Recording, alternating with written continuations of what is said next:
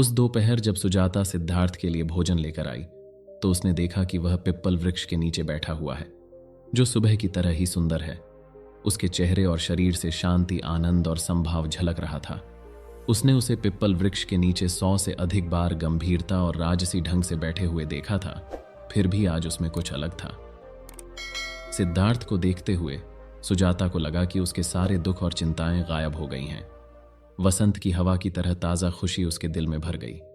उसे लगा कि इस धरती पर उसे और कुछ नहीं चाहिए, या चाहिए कि ब्रह्मांड में सब कुछ पहले से ही अच्छा और लाभदायक है और किसी को भी अब चिंता या निराशा की आवश्यकता नहीं है। सुजाता ने कुछ कदम आगे बढ़कर सिद्धार्थ के सामने भोजन रखा। उसने उसके सामने सिर झुकाया। उसने महसूस किया कि सिद्धार्थ के भीतर शांति और आनंद उसके अंदर प्रवेश कर रहा है। सिद्धार्थ ने उसे देखकर मुस्कुराया और कहा, यहां मेरे साथ बैठो। पिछले महीनों में मेरे लिए भोजन और पानी लाने के लिए मैं तुम्हारा धन्यवाद करता हूं। आज मेरे जीवन का सबसे खुशी का दिन है, क्योंकि कल रात मुझे महान मार्ग मिल गया। कृपया इस खुशी का आनंद लें। निकट भविष्य में मैं यह मार्ग सभी को सिखाने जाऊंगा। सुजाता ने आश्चर्य से देखा। तुम जा रहे हो? तुम्हारा मतलब है कि तुम हमें छोड़ दोगे? सिद्धार्थ ने विनम्रता से मुस्कुराया। हां, मुझे जाना चाहिए, लेकिन मैं तुम बच्चों को नहीं छोड़ूंगा। जाने से पहले मैं तुम्हें वह मार्ग दिखाऊंगा जो मैंने खोजा है। सुजाता बहुत आश्वस्त नहीं थी। वह उससे और पूछना चाहती थी, लेकिन उसने पहले ही बोल दिया, मैं जो कुछ सीखा है उसे तुम्हारे साथ साझा करने के लिए कम से कम कई और दिनों तक तुम बच्चों के साथ रहूंगा। उसके बाद ही मैं सड़क पर चलूंगा। लेकिन इसका मतलब यह नहीं है कि मैं हमेशा के लिए तुमसे अलग हो जाऊंगा।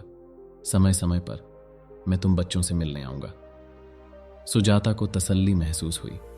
वह बैठ गई और केले के पत्ते को खोला जिसमें चावल का प्रसाद था। वह सिद्धार्थ के पास चुपचाप बैठी रही जब वह खा रहा था। उसने देखा कि कैसे वह चावल के टुकड़े तोड़ रहा था और उन्हें तिल के नमक में डुबो रहा था। उसका दिल अकथनीय खुशी से भर गया। जब उसने खाना खत्म किया तो सिद्धार्थ ने सुजाता को घर लौटने के लिए कहा। उन्होंने कहा कि वह उस दोपहर जंगल में गांव के बच्चों से मिलना चाहते थे। बहुत से बच्चे आए, जिनमें स्वस्थ के भाई और बहन भी थे।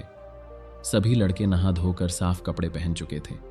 लड़कियों ने अपनी सबसे प्यारी साड़ियां पहनी थीं। सुजाता की साड़ी हाथी दांत के रंग की थी। नंदबाला ने केले के अंकुर के रंग की साड़ी पहनी थी और भीम की साड़ी गुलाबी थी। फूलों की तरह तरोताजा और रंग बिरंगे दिख रहे बच्चे पिप्पल वृक्ष के नीचे सिद्धार्थ के चारों ओर बैठ गए।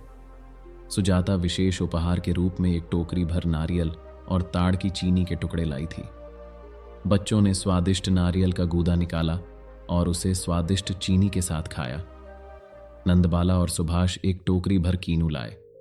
सिद्धार्थ बच्चों के साथ बैठ गए। उनकी खुशी पूरी हो गई। वे अभी भी अपने दोपहर के भोजन का आनंद ले रहे थे जब सुजाता ने घोषणा की, प्रिय मित्रों, आज हमारे शिक्षक के लिए सबसे खुशी का दिन है। उन्होंने महान मार्ग की खोज की है। मुझे लगता है कि यह मेरे लिए भी बहुत महत्वपूर्ण दिन है। भाइयों और बहनों, आइए हम सभी इसे हम सभी के लिए बहुत खुशी का दिन माने। हम आज अपने शिक्षक के ज्ञानोदय का जश्न मनाने के लिए यहाँ हैं। आदरणीय शिक्षक, महान मार्ग मिल गया है। हम जानते हैं कि आप हमेशा हमारे साथ नहीं रह सकते। कृपया हमें वे चीजें सिखाएं जो आपको लगता है कि हम समझ सकते हैं। ध्यान में बच्चों ने कीनू की टोकरी को एक दूसरे के पास घुमाया। सुजाता ने अपने हाथों को आपस में जोड़ा और अपना सम्मान और भक्ति व्यक्त करने के लिए गौतम को प्रणाम किया। नंदबाला और अन्य बच्चों ने भी अपने हाथों को जोड़ा और गहरी ईमानदारी के साथ प्रणाम किया। सिद्धार्थ ने बच्चों को वापस बैठने के लिए चुपचाप इशारा किया और उन्होंने कहा, आप सभी बुद्धिमान बच्चे हैं और मुझे यकीन है कि आप उन चीजों को समझ पाएंगे और उनका अभ्यास कर पाएंगे जो मैं आपके साथ साझा करूंगा। मैंने जो महान मार्ग खोजा है वह गहरा और सूक्ष्म है, लेकिन कोई भी व्यक्ति जो अपने दिल और दिमाग को लगाने के लिए तैयार है वह इसे समझ सकता है और इसका पालन कर सकता है। जब तुम बच्चे एक कीनू छीलते हो तो तुम इसे जागरूकता के साथ या जागरूकता के बिना खा सकते हो। जागरूकता में कीनू खाने का क्या मतलब है? जब तुम कीनू खा रहे होते हो तो तुम्हें पता होता है कि तुम कीनू खा रहे हो, आप इसकी प्यारी खुशबू और मीठे स्वाद का पूरा अनुभव करते हैं। जब तुम कीनू छीलते हो तो तुम्हें पता होता है कि तुम कीनू छील रहे हो। जब तुम एक टुकड़ा निकालकर अपने मुंह में डालते हो तो तुम्हें पता होता है कि तुम एक टुकड़ा निकालकर अपने मुंह में डाल रहे हो। जब तुम कीनू की प्यारी खुशबू और मीठे स्वाद का अनुभव करते हो तो तुम्हें पता होता है कि तुम कीनू की प्यारी खुशबू और मीठे स्वाद का अनुभव कर रहे हो। नंदबाला ने मुझे जो कीनू दिया उसके 9 भाग थे। मैंने प्रत्येक निवाला जागरूकता के साथ खाया और देखा कि यह कितना कीमती और अद्भुत था। जागरूकता में कीनू खाने का यही मतलब है। बच्चों, बिना जागरूकता के कीनू खाने का क्या मतलब है? जब आप कीनू खा रहे होते हैं तो आपको पता नहीं होता कि आप कीनू खा रहे हैं। आप कीनू की प्यारी खुशबू और मीठे स्वाद का अनुभव नहीं करते। जब आप कीनू छीलते हैं तो आपको पता नहीं होता कि आप कीनू छील रहे हैं। जब आप एक टुकड़ा निकालकर अपने मुंह में डालते हैं तो आपको पता नहीं होता कि आप एक टुकड़ा निकालकर अपने मुंह में डाल रहे हैं। जब आप खुशबू को सूंघते हैं या कीनू का स्वाद लेते हैं तो आपको पता नहीं होता कि आप खुशबू को सूंघ रहे हैं और कीनू का स्वाद ले रहे हैं। इस तरह से कीनू खाने से आप इसकी अनमोल और अद्भुत प्रकृति की सराहना नहीं कर सकते। अगर आपको पता नहीं है कि आप कीनू खा रहे हैं तो कीनू असली नहीं है। अगर कीनू असली नहीं है तो इसे खाने वाला व्यक्ति भी असली नहीं है। बच्चों, यह जागरूकता के बिना कीनू खाना है। बच्चों, होशपूर्वक कीनू खाने का मतलब है कि कीनू खाते समय आप वास्तव में इसके संपर्क में हैं। आपका मन कल या आने वाले कल के विचारों के पीछे नहीं भाग रहा है, बल्कि वर्तमान क्षण में पूरी तरह से जी रहा है। कीनू वास्तव में वर्तमान है। सचेतन जागरूकता में जीने का मतलब है वर्तमान क्षण में जीना। आपका मन और शरीर यहीं और अभी में रहना। जो व्यक्ति सचेतनता का अभ्यास करता है वह कीनू में ऐसी चीजें देख सकता है जिन्हें दूसरे नहीं देख पाते। एक जागरूक व्यक्ति कीनू के पेड़, वसंत में कीनू के फूल, कीनू को पोषित करने वाली धूप और बारिश को देख सकता है। गहराई से देखने पर कोई 10,000 चीजें देख सकता है जिन्होंने कीनू को संभव बनाया है। कीनू को देखकर जागरूकता का अभ्यास करने वाला व्यक्ति ब्रह्मांड के सभी अजूबों को देख सकता है और यह देख सकता है कि सभी चीजें एक दूसरे के साथ कैसे बातचीत करती हैं। बच्चों, हमारा दैनिक जीवन कीनू की तरह ही है। जिस तरह कीनू कई भागों से मिलकर बना होता है, उसी तरह हर दिन 24 घंटे का होता है। 1 घंटा कीनू के एक भाग के समान होता है। दिन के सभी 24 घंटे जीना कीनू के सभी भागों को खाने के समान है। मैंने जो रास्ता पाया है वह दिन के हर घंटे को जागरूकता में जीने का रास्ता है। मन और शरीर हमेशा वर्तमान क्षण में रहते हैं। इसका विपरीत है विस्मृति में जीना। अगर हम विस्मृति में जीते हैं तो हम नहीं जानते कि हम जीवित हैं। हम जीवन का पूरा अनुभव नहीं कर पाते क्योंकि हमारा मन और शरीर यहां और अभी में नहीं रहता। गौतम ने सुजाता की ओर देखा और उसका नाम बताया। हाँ गुरुजी, सुजाता ने अपने हाथ जोड़े। क्या आपको लगता है कि जागरूकता में रहने वाला व्यक्ति बहुत सारी गलतियां करेगा या कम? आदरणीय गुरुजी, जागरूकता में रहने वाला व्यक्ति बहुत कम गलतियां करेगा। मेरी माँ हमेशा मुझसे कहती है कि एक लड़की को इस बात पर ध्यान देना चाहिए कि वह कैसे चलती है, कैसे खड़ी होती है, कैसे बोलती है, कैसे हंसती है और कैसे काम करती है, ताकि वह ऐसे विचारों, शब्दों और कार्यों से बच सके जो उसे या दूसरों को दुख पहुंचा सकते हैं। ठीक है सुजाता, जागरूकता में रहने वाला व्यक्ति जानता है कि वह क्या सोच रहा है, क्या कह रहा है और क्या कर रहा है। ऐसा व्यक्ति उन विचारों, शब्दों और कार्यों से बच सकता है जो उसे और दूसरों को दुख पहुंचाते हैं। बच्चों, जागरूकता में रहने का मतलब है वर्तमान क्षण में जीना। व्यक्ति को अपने अंदर और अपने आसपास क्या हो रहा है इसका एहसास होता है। वह जीवन के सीधे संपर्क में होता है। अगर कोई इस तरह से जीना जारी रखता है तो वह अपने आप को और अपने आसपास को गहराई से समझ पाएगा। समझ से सहिष्णुता और प्रेम की प्राप्ति होती है। जब सभी प्राणी एक दूसरे को समझेंगे तो वे एक दूसरे को स्वीकार करेंगे और प्रेम करेंगे। तब दुनिया में बहुत अधिक दुख नहीं होंगे। तुम क्या सोचती हो स्वस्थी? क्या लोग प्रेम कर सकते हैं जो समझ नहीं सकते?